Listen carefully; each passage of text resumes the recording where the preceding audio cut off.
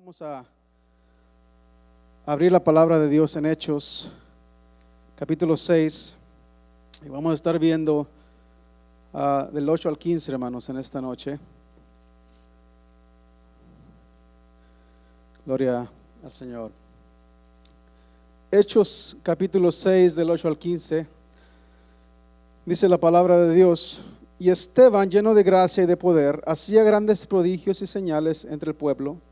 Entonces se levantaron unos de la sinagoga llamada de los libertos y los de Cirene, de Alejandría, de Cilicia y de Asia, disputando con Esteban. Pero no podían resistir a la sabiduría y al espíritu con que hablaba. Entonces sobornaron a unos para que dijesen que les había oído hablar palabras blasfemas contra Moisés y contra Dios. Y soliviantaron al pueblo, a los ancianos y a los escribas, y arremetiendo le arrebataron y le trajeron al concilio. Versículo 13. Y pusieron testigos falsos que decían: este hombre no cesa de hablar palabras blasfemas contra este lugar santo y contra la ley. Pues le hemos oído decir que ese Jesús de Nazaret destruirá este lugar y cambiará las costumbres que nos dio Moisés. Entonces todos los que estaban sentados en el concilio, al fijar los ojos en él, vieron su rostro como el rostro de un ángel. ¿Quién es su rostro? Padre, te damos gracias, Señor. Gracias primeramente porque estamos aquí, Señor. Gracias por tu palabra, Padre. Gracias, Señor, por tu misericordia, Señor. Y sobre todo, Señor, gracias por esa vida eterna, Señor, que tú nos has dado, Padre, aquellos que te hemos aceptado, Señor. Te pido en esta noche, Padre, que tú seas obrando, Señor, por medio de tu palabra, Señor. Que seas tú hablando, Señor, a tu pueblo en esta noche, Señor. Que sea tu palabra, Señor, tocando los corazones, Señor, en esta noche, en el nombre de Cristo Jesús. Te damos toda la gloria, Padre. Amén. Bien, hermanos, tome su asiento. Gloria a Dios. Y seguimos estudiando, hermanos, el libro de Hechos, amén. Y vamos a seguir con estos estudios, hermanos. Esta sección que vamos a empezar a ver en esta noche es notable por algunas razones. Número uno, es una transición, hermanos, del ministerio que se estaba llevando en Jerusalén, que era exclusivo para ese lugar en este momento, y en especial a los judíos. Y va de una transición de los judíos al ministerio, principalmente que fuera de Jerusalén, a las personas que estaban fuera de ese lugar. El otro es que el espacio que Lucas, o lo que vamos a estar viendo en esta noche, es una introducción, hermanos, a un discurso que un hombre llamado Esteban da ahí delante del concilio, y muestra que es muy importante, al menos Lucas, para el desarrollo de la iglesia, ¿sí? También Lucas va a hablar o va a definir, va a proveer, hermanos, una defensa bíblica de algunos de los puntos importantes que separaban la religión de la iglesia primitiva, o que separaban la iglesia de la religión. Lucas desarrolla en este tema del progreso de este desarrollo, hermanos, de la iglesia a través de la persecución. Note aquí como hemos notado ya que el desarrollo de la iglesia fue a través de la persecución. Y vamos a entrar en algo tremendo con este hombre llamado Esteban. Entonces, la narración del ministerio de Esteban, hermano, aquí por parte de Lucas, explica cómo empezó la persecución. Y nos da una idea, hermanos, de los asuntos que realmente la causaron. ¿Sí? Y hoy lo vamos a ver. Vaya conmigo a Hechos 6, 7. De hecho, lo que acabamos de leer ahí un poquito anterior, el versículo anterior, para usarlo como introducción a lo que voy a estar hablando en esta noche. Dice el versículo 7: y crecía que la palabra del Señor y el número de los discípulos se multiplicaba grandemente. ¿Dónde? En Jerusalén. Por eso va a haber una transición, y estamos entrando, hermanos, en un punto de transición, repito, de que después de Esteban el evangelio se expande a otros lugares. Entonces, estamos en este punto de que la iglesia está creciendo, pero había un conflicto. ¿Cuál era el conflicto? Aquellos que estuvieron aquí, ¿se acuerdan? la murmuración. Sin embargo, el Señor, hermanos, usa este conflicto para levantar un grupo de ¿cuántos servidores? 7 servidores, ¿verdad? Vimos que los líderes, los apóstoles ya no se dedicaban a servir las mesas, sino se dedicaban ¿a qué? A la oración y al ministerio de la palabra de Dios. Ese era su trabajo de los apóstoles. Eso fue lo que Dios lo que el Señor les mandó. Entonces, en el capítulo 8, Lucas nos va a llevar desde este versículo 8, perdón, el capítulo 6, versículo 8, Lucas nos va a llevar y va a seguir con el capítulo 7, hermanos, hacia uno, y va a hablar de uno de los servidores. Amén. Va a hablar de Esteban. Y Lucas va a dividir de aquí en adelante esta historia de Esteban en 3 partes.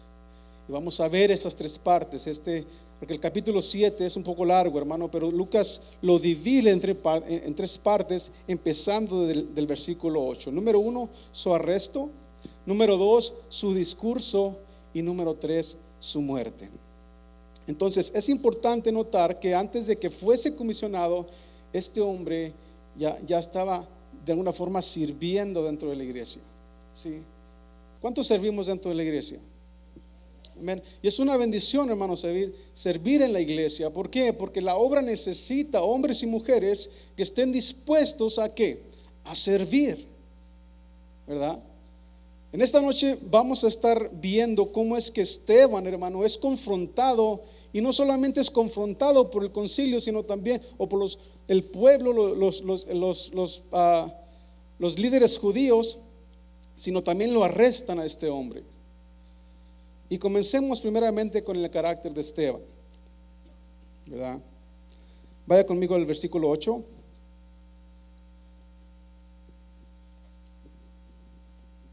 Dice: y Esteban, lleno de gracia y de poder, hacía grandes prodigios y señales entre el pueblo. Esto nos enseña, hermanos, que la elección ¿recuerdan los 7 servidores? La elección de esos 7 servidores, de aquellos 7 hombres, tuvo resultado. Amén. Y ahorita vamos a ver cómo es que tuvo resultado, al menos en Esteban y después en Felipe. Vamos a ver que Esteban ya no está sirviendo las mesas aquí, sino que está siendo usado por Dios, hermano, para predicar, para enseñar la palabra de Dios. Ahora veo yo por qué era tan importante para los apóstoles mantenerse tiempo completo en la oración, buscando la dirección de Dios y en la palabra de Dios. ¿Para qué? Para poder discipular a los demás, para poder enseñar efectivamente el evangelio de Jesús a los demás. Por eso es tan importante, hermano, que cuando enseñamos, es importante enseñar el evangelio de Jesús, el evangelio, la palabra de Dios. Porque Dios nos va, aquellos que enseñamos, ¿verdad? Dios nos va a pedir cuentas de lo que estemos enseñando. Entonces, ¿cómo enseñamos? Ahí está la clave, ¿verdad? Por eso los apóstoles decían: hey, ustedes encárguense de eso, nosotros nos encargamos de la oración y de escudriñar la palabra para poder enseñarles a ustedes efectivamente. Y aquí vamos a ver este hombre Esteban. Ya vimos la semana pasada que Esteban viene del griego estéfanos y significa corona o corona de vida. Amén. La primera vez que se menciona su nombre, hermano, es cuando encabeza esa lista de los 7 servidores de la semana pasada, que fueron escogidos para llevar a cabo la distribución diaria de alimentos. Amén. Vaya conmigo al 6:5. De hecho, ahí lo tiene en su Biblia. Capítulo 6, versículo 5. Dice: agradó la propuesta a toda la multitud y eligieron ¿a quién? A Esteban, varón de fe y del Espíritu Santo. Entonces, la elección de Esteban, hermanos, que tenía un nombre griego, hace suponer que él mismo era un hombre helenista, un hombre judío griego, un judío que hablaba griego, ¿verdad? Probablemente procedente de fuera de Palestina. Y Esteban hizo también una de las más grandes defensas, hermanos, que se registra en el libro de los Hechos o en la historia del pueblo de Israel. De hecho, el discurso más largo que tiene Hechos es el de Esteban. Y es un discurso tremendo, hermano, tremendo, lleno de teología, lleno de homilética, lleno, para aquellos que están viendo al Instituto Bíblico, léanlo todo el discurso de Esteban y van a ver, hermanos, que varias de las cosas que se nos enseñan en cómo preparar, de la homilética, de hermenéutica, todo esto, están ahí en el discurso de Esteban, ¿verdad? Pero ese es algo que, un plus que está ahí. Pero lo vamos a ver, hermano, no se preocupe. ¿Cuántos tienen sueño? Ni uno, gloria a Dios. Entonces, al igual que el escritor de Hebreos, hermanos, de hecho no se sabe realmente quién escribió Hebreos, pero el escritor de Hebreos, tanto como Esteban, revelan o dan una teología que es de las mismas escrituras. En su discurso este hombre, hermano, desarrolla los temas teológicos de Dios, como por ejemplo la adoración, la ley, habla de la ley, los va llevando de la adoración a Dios, los va llevando, les habla de la ley, les habla del pacto, y después los va llevando de una forma que mete la persona y el mensaje del Mesías, que es Jesucristo. Obviamente hay una reacción, ¿verdad? Más adelante, pero ese no es el tema hoy. Hoy vamos a ver Esteban y cómo es que lo arrestan. Entonces lo va llevando a través de la historia, hermanos, hasta llegar al Mesías. Ahora no está muy claro de cómo llegó la información a Lucas. Sin embargo, hay gente que supone que tal vez Pablo y tal vez miembros, hermanos sacerdotes, porque en el versículo 7 dice que sacerdotes también se estaban convirtiendo al evangelio del Señor, ¿verdad? Entonces probablemente dicen que fue Pablo el que le dijo estos acontecimientos a Lucas. Entonces Lucas incluye en el discurso de Esteban para preparar al lector, para prepararnos también a nosotros, hermanos, que leemos la palabra, ¿verdad? ¿Cuánto leemos la palabra? Vale que digan bien, hermano, porque no se crea. No, pero es importante, hermano, leer la palabra de Dios. Entonces nos va preparando Lucas aquí con esta historia de Esteban para lo que viene, para la persecución que viene. Y no solamente para la persecución que viene, hermanos, sino para la extensión de la iglesia más allá de Jerusalén. Y esto es muy importante. De hecho fue Esteban, hermanos, quien proveyó ese movimiento fuerte para impulsar el desarrollo de la iglesia, y lo vamos a estar viendo. Entonces, además de esas características que ya hablamos, Esteban dice aquí que Esteban tuvo, el versículo 8, y Esteban, dice la palabra, que era lleno de gracia y de poder, ¿verdad? Hacía prodigios y señales entre el pueblo. Esteban, hermano, Lucas ya había dicho en el versículo 5 que era varón de fe y del Espíritu Santo. Era un hombre de palabra y era un hombre de acción. Dios necesita de esos hombres de palabra y de acción. Entonces el punto principal que debemos señalar aquí, hermano, es que cuando nosotros nos sometemos o sometemos nuestra vida al Señor, cuando nos sometemos a su voluntad, es cuando somos llenos con el Espíritu de Dios. ¿Por qué? Porque el Espíritu Santo nos controla. El Espíritu Santo nos domina. Ahora nos corresponde a nosotros, hermano, actuar y caminar o vivir con la plena certeza de que estamos llenos del Señor. Y lo podemos sentir cuando sentimos su presencia, hermanos. Podemos sentir cuando el Señor está ahí. Pero tenemos que dejar que el Espíritu de Dios controle nuestras vidas. A veces tal vez sea difícil. ¿Por qué? Porque tenemos esas dos naturalezas, ¿verdad? Pero estos hombres, aunque servían, eran instruidos por los apóstoles. Los apóstoles se pasaban tiempo en la palabra, por lo tanto eran instruidos por ellos, y la palabra que los apóstoles enseñaban también les llegaba a los demás. Pero dice aquí que Esteban era lleno de gracia y de poder. Amén. Esteban es un hombre de gracia, lleno de gracia y de poder, dice aquí. Aquí gracia, hermanos, viene del griego pistis, que es diferente a caris. Caris es un favor, es regalo. Aquí la palabra gracia viene del griego pistis y significa confianza. Este hombre Esteban tenía confianza en Dios. Amén. ¿Cuántos tenemos confianza en el Señor? Amén.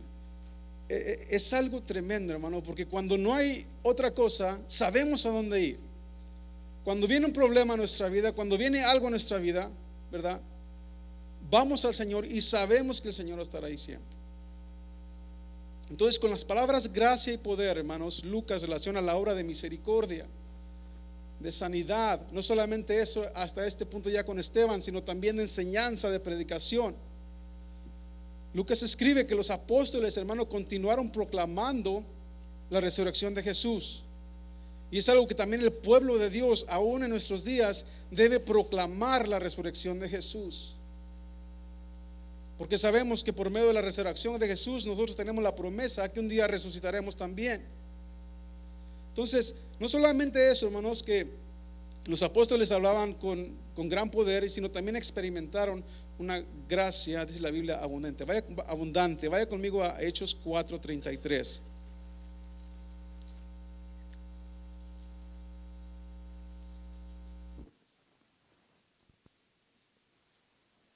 Dice Hechos 4:33: y con gran poder los apóstoles daban testimonio de ¿qué?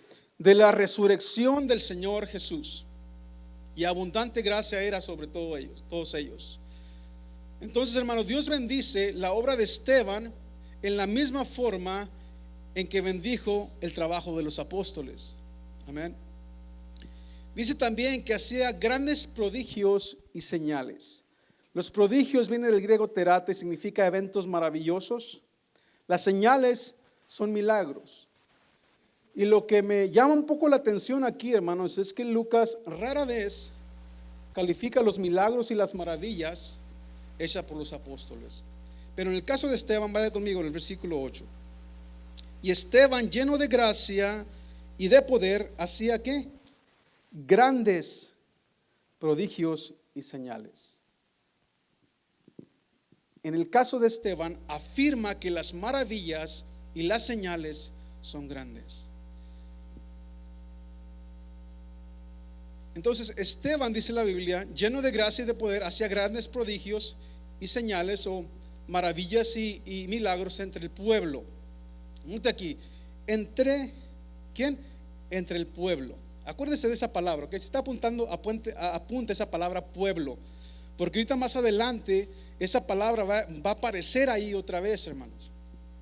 Note aquí cómo es que este pueblo está viendo a Esteban hacer milagros ahí delante de ellos. Entonces, sigamos adelante con el versículo 9, hermanos. Dice la palabra: entonces se levantaron unos de la sinagoga llamada de los libertos y de los de Cirene, de Alejandría, de Cilicia y de Asia, disputando con Esteban. La oposición, ya aún en nuestros días, la oposición no viene por los milagros ni por las señales. La oposición viene porque predicamos al Señor Jesucristo.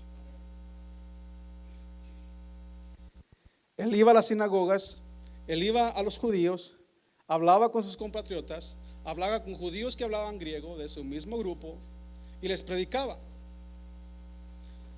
Ellos veían que hacía milagros, pero cuando llegaba al punto de hablar de la resurrección de Jesús, ahí ponen algo. Aún en nuestros días pasa esto, ¿verdad? Oh sí, Dios hace milagros y todo bien, pero cuando les dice, ¿sabe qué? Acepta a Jesucristo, que es el único camino para una vida eterna. No, espérate, ahí no. Es algo tremendo, hermanos, algo tremendo que gente, al menos en lo que está sucediendo aquí, es tremendo que la religión sobrepasa a la relación, que la religión es más importante que la relación. Y algo tremendo que estaba pasando aquí. Pero lo primero que vemos aquí es que se levantaron unos ¿de dónde? De la sinagoga. Esta es la primera vez, hermanos, que Lucas menciona aquí la palabra sinagoga. ¿Sí? Entonces muchos de los judíos pertenecían, hermanos, más a muchas sinagogas. Había varias sinagogas ahí en Jerusalén. Amén. Sin embargo, hagamos algunas consideraciones en cuanto a la sinagoga y estos grupos que habla aquí, estas provincias que están aquí en el versículo 9. La sinagoga era una asamblea judía, hermano, una congregación, un lugar de reunión. Las sinagogas surgieron en el exilio como como de un estudio bíblico, ¿verdad? Eran los lugares de aprendizaje, era donde se aprendía la palabra de Dios. Se llevaban a cabo diferentes funciones en la sinagoga. Una de ellas, hermanos, era la lectura que leían cada semana. Leían la ley y los profetas. Había instrucción, había oración también en las sinagogas. Había celebración de los días santos o festividades que se llevaban a cabo. Había reuniones comunitarias. Había comidas también ahí en esos lugares. También en las sinagogas procesaban algunos incidentes que tenían que ver con legislación o judiciales. Y también se entregaba ofrendas y servía, hermanos, como un lugar de refugio y para rituales también de purificación. Entonces la oposición que Esteban, hermanos, enfrenta vino de los miembros de esas sinagogas que estaban ahí. Ahora el término dice aquí, entonces se levantaron unos de la sinagoga llamada de los libertos. Amén. Este término libertos, hermanos, se refiere a un grupo de judíos prisioneros de guerra de los romanos, quienes bajo el liderazgo de un hombre llamado Pompeyo fueron capturados, ¿sí?, en el año 63 antes de Jesús, antes de Cristo. Entonces pasan los días, en los años siguientes esos prisioneros, hermanos, fueron dejados en libertad y establecen una colonia ahí en Roma. Pero después sus descendientes fueron expulsados de Roma y se dice que muchos de ellos entraron ahí o buscaron refugio ahí en Jerusalén, donde ahí levantan, hermano, ellos una sinagoga. Entonces los judíos helenistas o los judíos griegos, hermanos, llegaron de diferentes lugares al imperio romano. De hecho, en el día de Pentecostés ahí hay algunas personas que son de fuera, que eran helenistas. Y habla aquí de una capital o una provincia que se llama Cirene. Cirene, hermanos, era la capital de la provincia de Cirenaica, o que está situado en el norte de África, ¿verdad? Era un puerto ubicado en una área rica de la producción. Había mucho ganado en ese lugar, se llevaba mucho la cultivación y había mucho grano ahí. Y Cirene llegó a ser un centro comercial, hermano, de aquel tiempo muy famoso. Se desarrolló como una colonia también ahí griega y había mucha gente judía ahí. De hecho, el Nuevo Testamento nos va a decir, vaya conmigo a Hechos 2:8, hermanos, y Mateo 27:32 para encontrar estas personas aquí, estas personas de Cirene.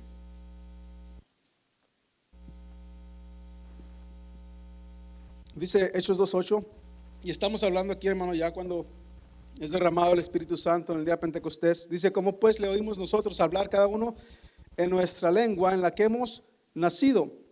Partos, medos, elamitas y los que habitamos en Mesopotamia, en Judea, en Capadocia, en el Ponto y en Asia, en Frigia y Panfilia, en Egipto y en las naciones regiones de África, más allá de ¿dónde? De Cirene. Entonces el evangelio hasta esos lugares llegó. Había muchos, bueno, va a llegar a esos lugares más adelante, ¿verdad? Pero el hecho es que había muchos judíos esparcidos por todo lugar. Cuando viene el día de Pentecostés, se celebraba una fiesta, vienen todos a celebrar la fiesta, y por eso pasa o habla aquí Hechos 2:8. Mateo 27:32, alguien que le ayudó al Señor a cargar la cruz. Dice 27:32, dice, cuando salían hallaron a un hombre ¿de dónde? De Cirene, que se llamaba Simón. A este obligaron a que llevase la cruz. Entonces había mucha gente, hermanos, ahí de este pueblo de Cirene, de esta provincia. Dice de Cirene y de Alejandría, ¿verdad? Alejandría era la capital, era como la Harvard, ¿verdad? De aquel tiempo. Era la capital del antiguo Egipto, hermanos, esta ciudad de Alejandría. Y después de Roma vino a ser el centro más importante de aquel tiempo, del mundo mediterráneo, de todo lo que estaba ahí. Alejandría, hermanos, era famosa por su cultura y sus atracciones literarias, ¿verdad? Había un museo, había una biblioteca, había escuelas. Era Alejandría donde se dice que Alejandro el Grande, hermanos, establece la biblioteca más grande de aquel tiempo. Usted quería saber de alguien, iba a Alejandría, buscaba ahí en la biblioteca, o de algo, ¿verdad? Entonces había personas preparadas que habían eran de ahí, de ese lugar. Entonces, seguimos con el siguiente. Dice, Cirene de Alejandría y de Cilicia y de Asia. Tanto Cilicia como Asia, hermanos, eran provincias romanas en Asia. O sea, estamos hablando del norte de África y de Asia Menor, donde hoy en día está Turquía, donde en aquel tiempo se hablaba griego también. Cilicia estaba ubicada a lo largo de las costas del Mediterráneo. Entre sus ciudades estaba una ciudad llamada Tarso. Y esto es importante, ¿cómo es que Lucas va hablando, hermanos, de Esteban, o está hablando de Esteban? Está poniendo como todos los puntos, todas las ciudades en su lugar, porque ya va haciendo la transición del pueblo de Jerusalén, más bien hacia afuera de Jerusalén, y empieza a mencionar África, empieza a mencionar Asia. Pero algo tremendo de que Tarso era una ciudad de la provincia de Cilicia.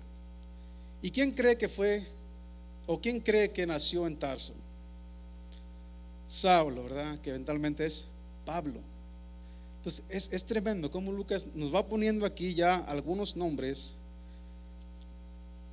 para más adelante comprender un poquito más a Pablo. Pero eso se va a ver más adelante. Entonces aquí había muchos judíos, algunos de los cuales llegaron a ser miembros de iglesias cristianas también, hermanos.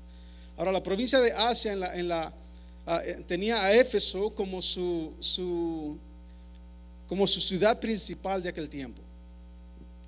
El área tenía muchísimos judíos, de hecho algunas iglesias fueron establecidas ahí.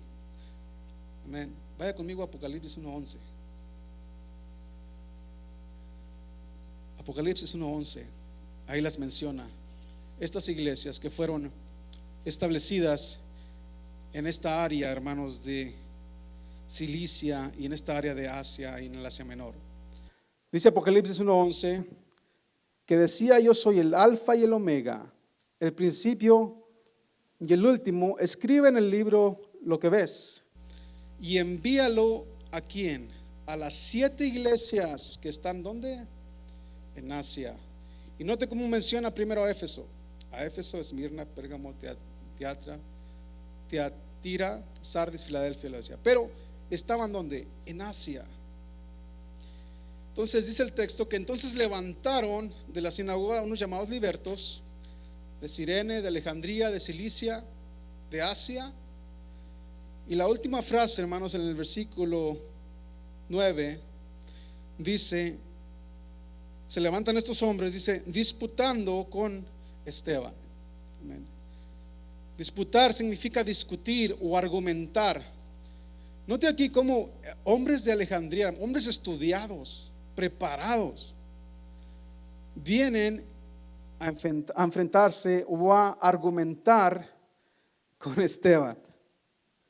Lucas no nos explica si todos estaban juntos, hermanos, o había algunos que eran de una sinagoga, otros de otra, ¿verdad? Sin embargo, habla acerca de la sinagoga en singular. Ahora, el punto no es que si estos pertenecían a una sola sinagoga o a varias, esto no es de importancia, no es de relevancia. El hecho es que todos estaban ahí contra Esteban. Ahora sí que todos contra uno, ¿verdad?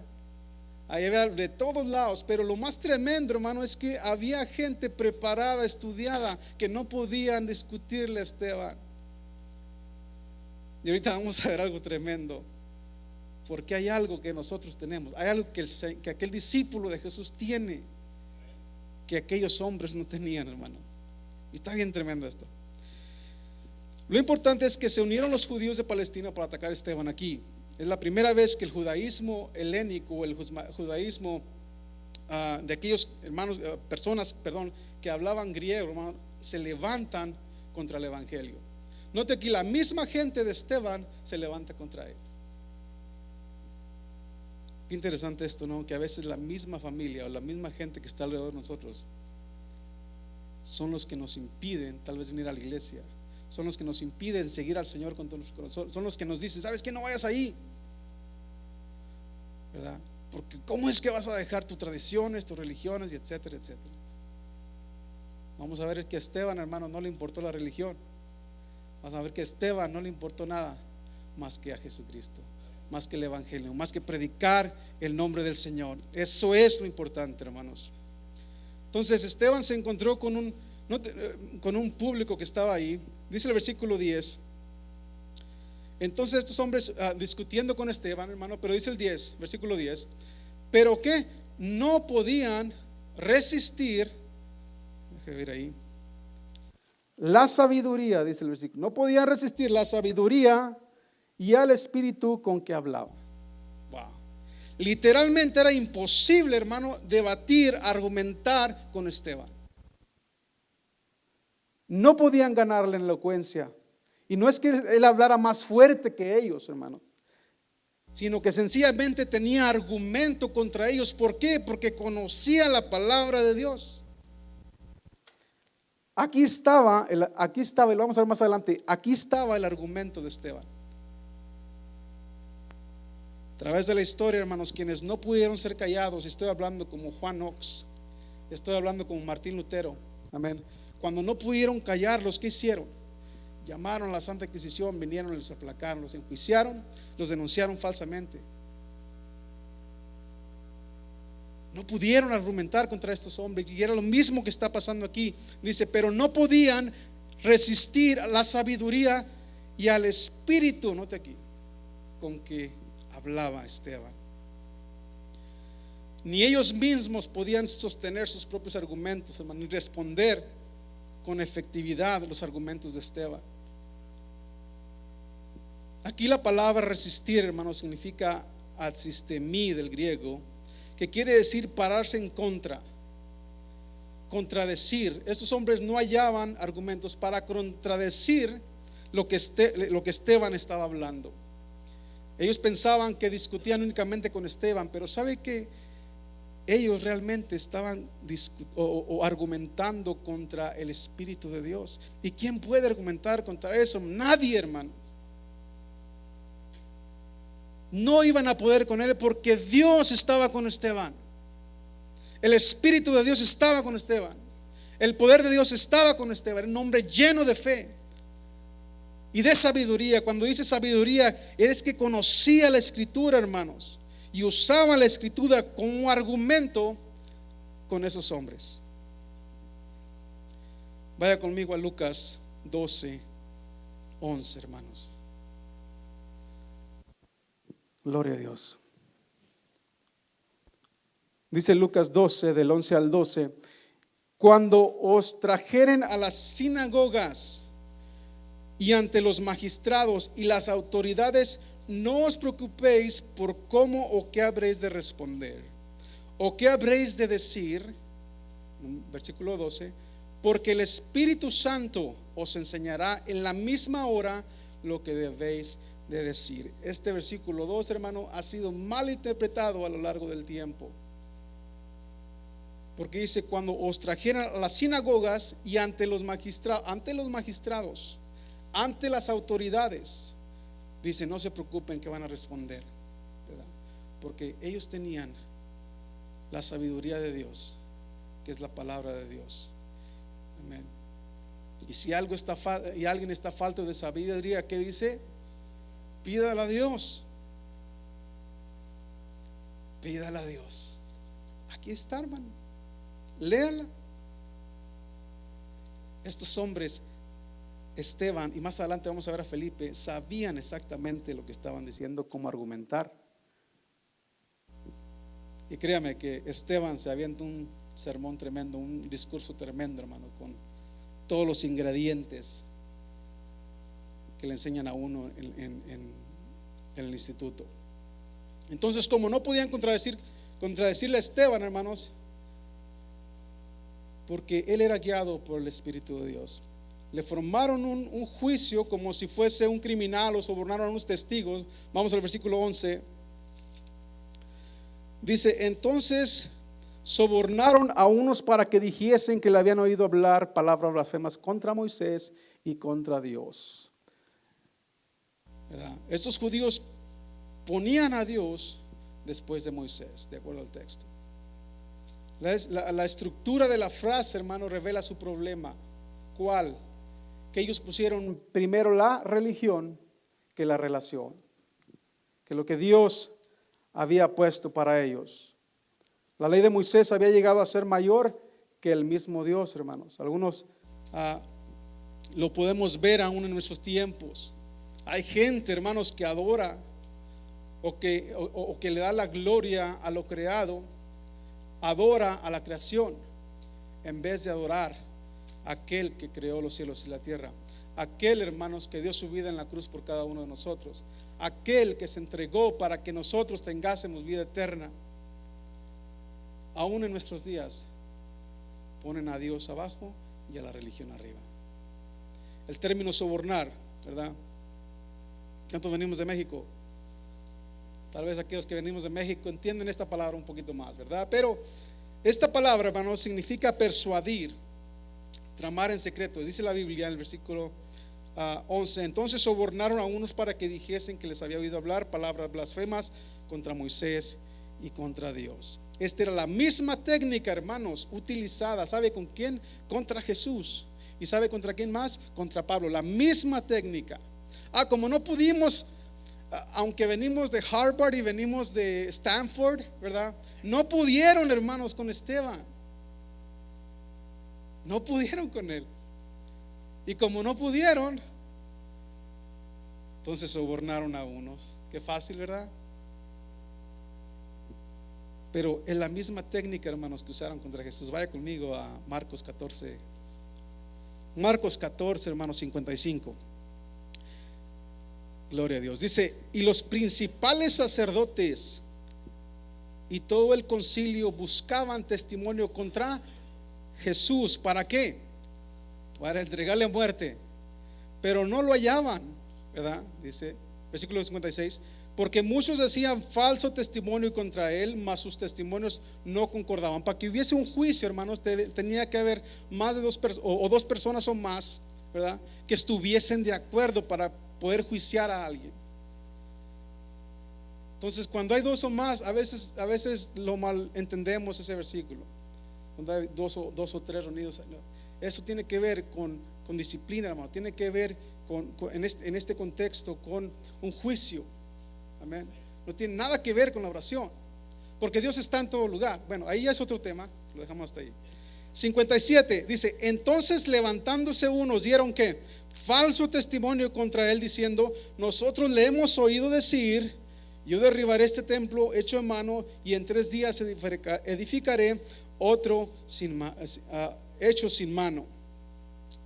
También, hermano, estas palabras son parecidas cuando va son parecidas, bueno, vamos a Hechos 21-27 y vemos esto en cuanto a Pablo. Dice Hechos 21-27: pero cuando estaban para cumplirse los 7 días, unos judíos, ¿de dónde? ¿De dónde eran? ¿De dónde eran estos judíos que estaban contra Esteban? Del norte y de Asia también. ¿Serían los mismos? ¿Quién sabe, verdad? ¿O serían así de aquel lugar? ¿Quién sabe también?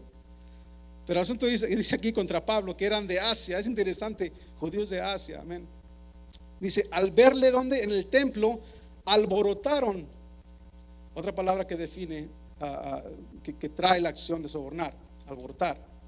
Alborotaron a toda la multitud y le echaron mano, 28, dando voces, dijeron: varones israelitas, ayudad. Este es el hombre que por todas partes enseña a todos contra el pueblo. Por eso les dije, apunten la palabra pueblo, porque viene más adelante. Dice: la ley y este lugar, y además de esto, ha metido a griegos en el templo y ha profanado este santo lugar. Entonces, el cargo contra Esteban, hermanos, era doble. Número uno, decían: le hemos oído hablar palabras blasfemas contra Moisés, o sea, contra la ley, y le hemos oído hablar palabras blasfemas contra Dios.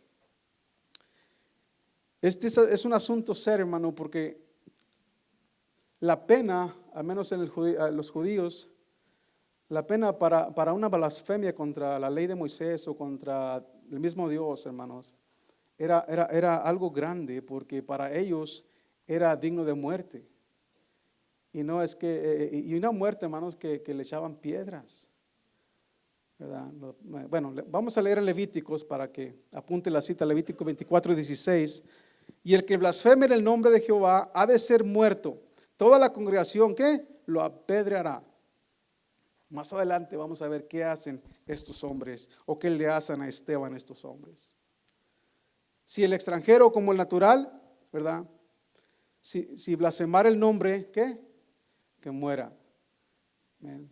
Que moría, hermano, apedreado. ¿Alguna vez nos han tirado piedras, hermanos? ¿O nos tiraron piedras? ¿Verdad? ¿O alguna vez nosotros tiramos piedras a alguien? No me contesta, hermano, pero ya por la risa ya me dijo todo.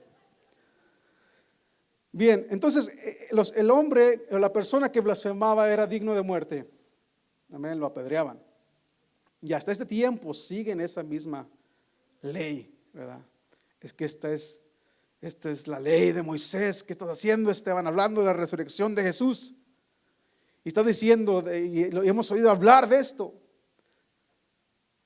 Aquí la palabra Moisés se refiere a la ley de Moisés, hermano, porque Moisés es el que escribe los 5 primeros libros del Antiguo Testamento. Entonces veamos aquí la escena, ¿ok? Esteban hacía grandes prodigios y señales, ¿dónde? ¿Con quién? Con el pueblo, delante del pueblo, ¿verdad?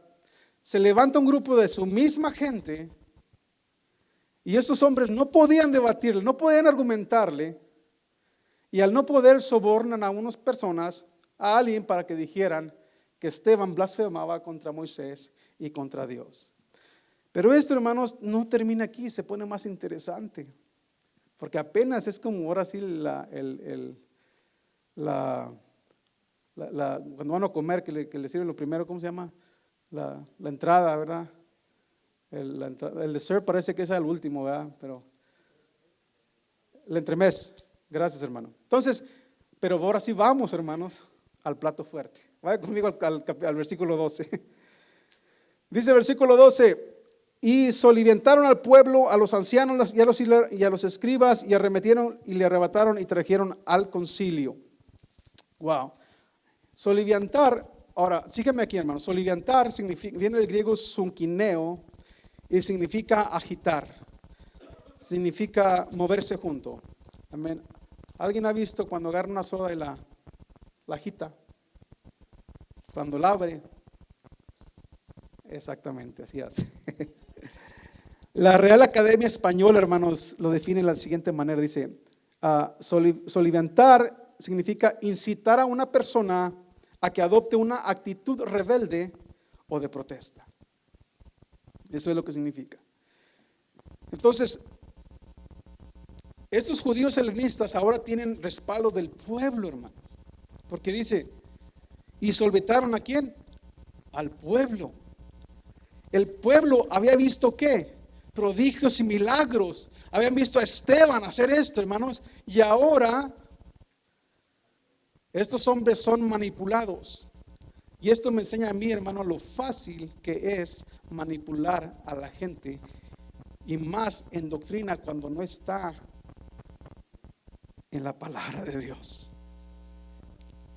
¿Verdad? Esto me enseña lo fácil que es manipular a la gente.